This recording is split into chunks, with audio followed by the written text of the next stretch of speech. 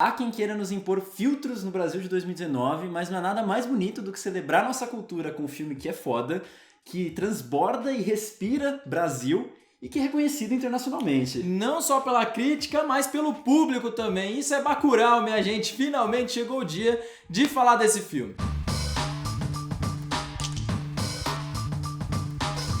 Após a morte de Dona Carmelita, uma senhora de 94 anos, os moradores de Bacurau começam a perceber coisas estranhas, como a cidade desaparecendo do mapa, objetos voadores não identificados e forasteiros misteriosos. Como você bem colocou no começo desse vídeo, esse filme ele chegou para calentar, para aquecer nossos corações, para trazer notícias boas no meio desse tanto de notícia ruim. Se você viveu aí numa bolha nesses últimos dias, procure o que está acontecendo com a Ancine ou com editais aí de temática LGBT, ou quem sabe futuramente o que vai acontecer, estão sendo filtrados aí pelo nosso governo. Exatamente, filtrados, bem entre aspas, né? E a gente também tem que ressaltar também os cortes na educação, os cortes nas pesquisas, ou seja, vários dos elementos que são importantes para a gente ter um país mais desenvolvido, né? Um país mais plural. A gente não vai vir falar de Bolsonaro aqui hoje, mas coisa boa. De alguma forma ou de outra esse filme acaba respingando um pouco nisso.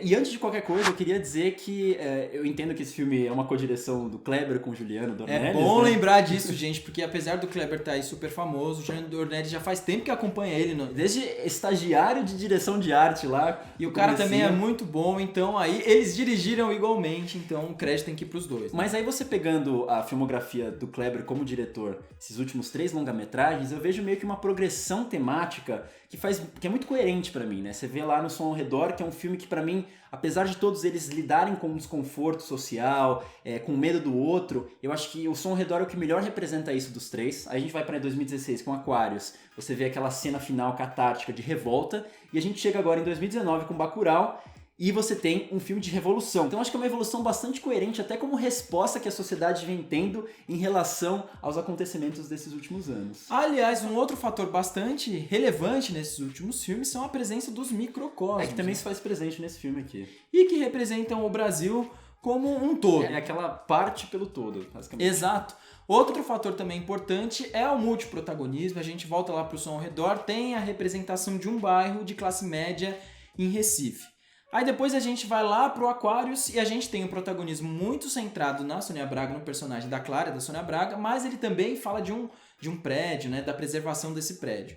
E depois a gente vai para Bacurau e ele já representa uma cidade, então ele consegue fazer com que os conflitos e os problemas de todos os moradores daquela cidade se culminem para um ponto também bastante catártico. Né? O que eu diria é o mosaico aí do No Coração do Mundo. Várias histórias que, de alguma forma, têm muita personalidade, eles o tempo inteiro estão falando sobre esse coletivo, sobre o que representa desse Brasil, mas cada um deles tem um gostinho muito único, né?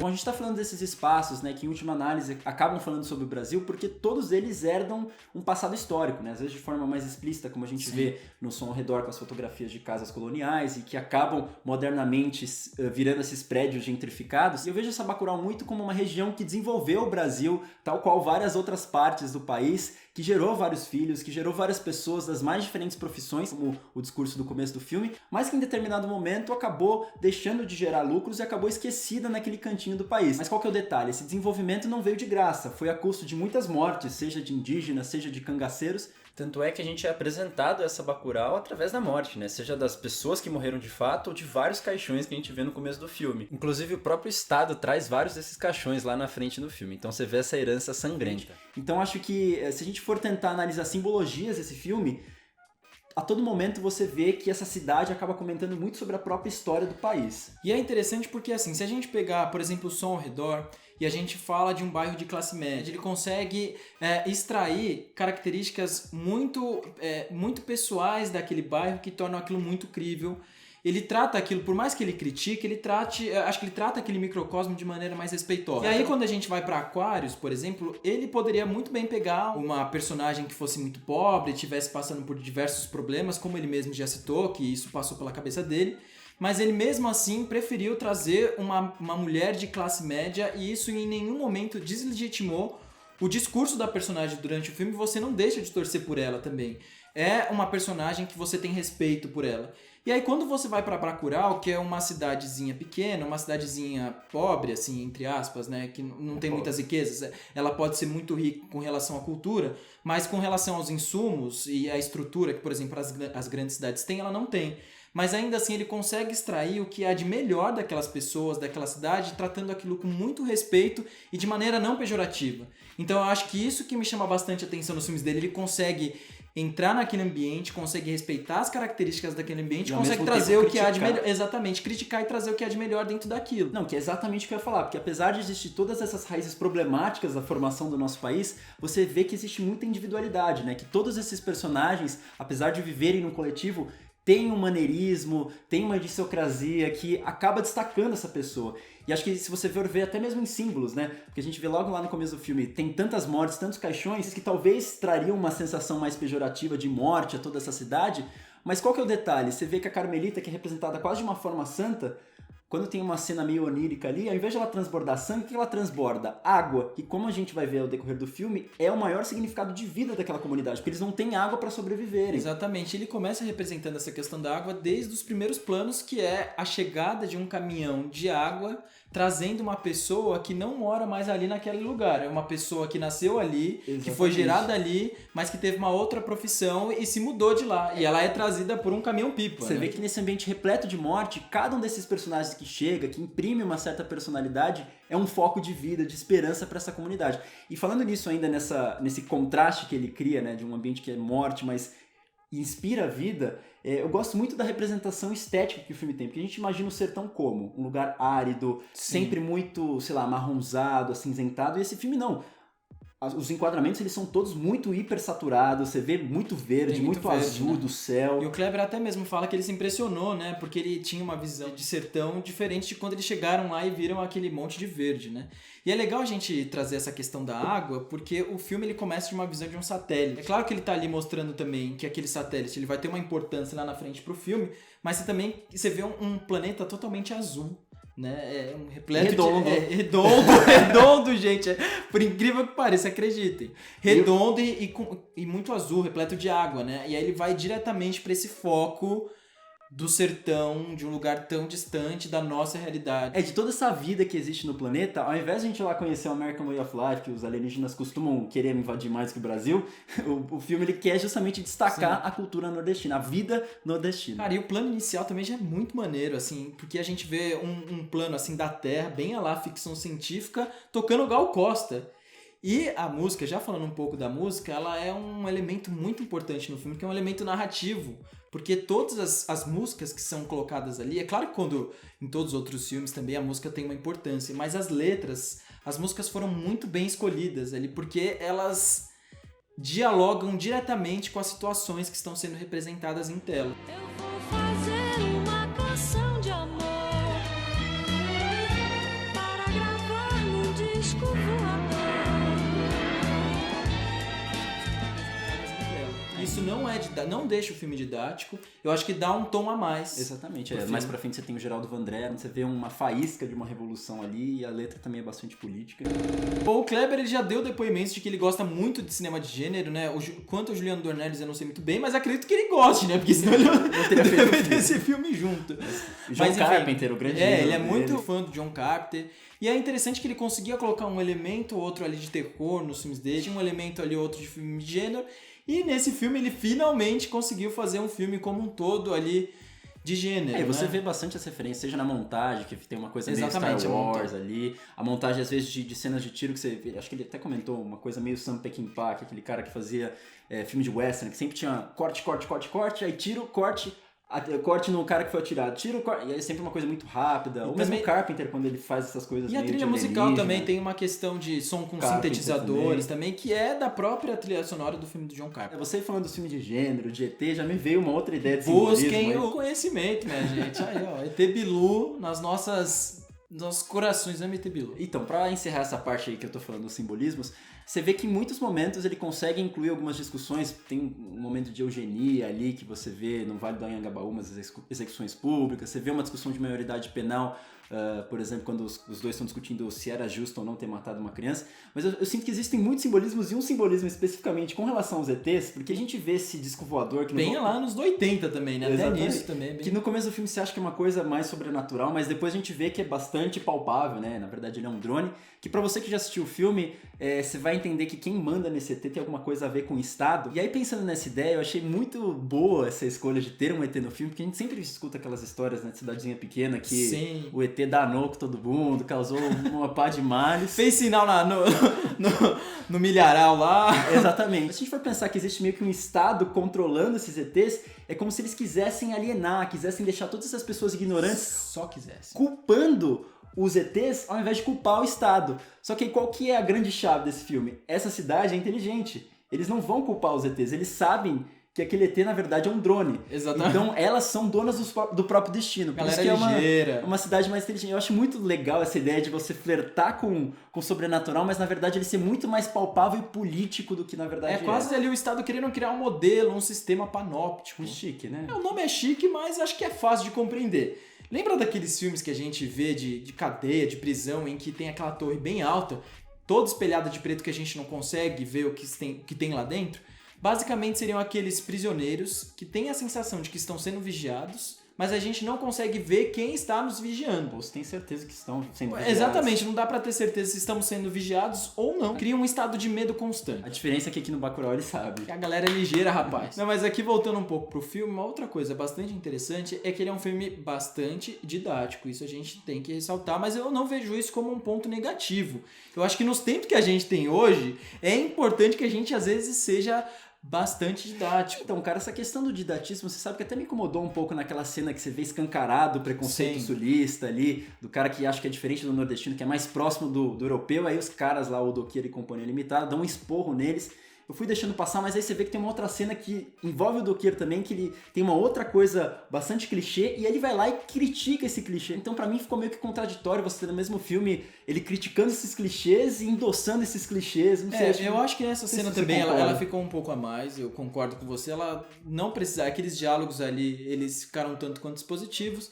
Talvez ele poderia ter sido um pouco mais sutil ali pra explicar tudo aquilo, mas mesmo sendo bastante óbvio, na hora eu acabei dando risada, né? Eu fiquei meio assim, porra, tá bom, você já conseguiu melhor. Mas você sabe que assim, ao mesmo tempo eu defendo porque eu acho que tem vários diálogos que são bastante sutis pelo fato de que os personagens eles estão dizendo alguma coisa que tem um sentido narrativo, enfim, o que está acontecendo ali na história, mas que se você tiver uma segunda leitura, você vê um discurso político por trás. Então tem um momento, por exemplo, que a gente vê que Bacurau some do mapa e a gente tem uma criancinha lá que fala o seguinte, não tem que pagar para aparecer no mapa, que assim, uma situação bastante engraçadinha na cena, mas se a gente for pensar nesse contexto político, né, de toda essa herança bastante catastrófica da formação do Brasil, de que forma tantas Bacurais ao redor do Brasil tiveram que pagar para existirem, resistirem. Por pensar talvez sangue, né, dessas lutas armadas, dessas mortes, de toda essa colonização bastante ofensiva que aconteceu no país. Então acho que tem várias frases aí ao decorrer do filme que se você procurar, você consegue encontrar um sentido duplo. Eu notei até várias aqui, mas eu acho que eu já me fiz claro, né? Sim.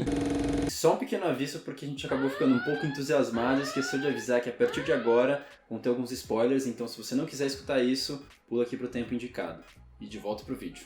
E já indo mais pro final do filme, apesar dessas dubiedades, o filme é bastante claro, tem um final muito conclusivo, bastante catártico, porque através daquele final, a gente consegue sentir nossos sentimentos representados ali na tela. Porque foi o que nós dissemos no começo do vídeo, né? Ele consegue, através desses microcosmos, representar o Brasil. Então, quando você vê uma revolta popular sendo bem sucedida, você consegue vibrar com aqueles personagens, você consegue vibrar com aquelas situações. Bom, então a tal revolução, né, que eu comentei nessa progressão temática aí dos filmes dele.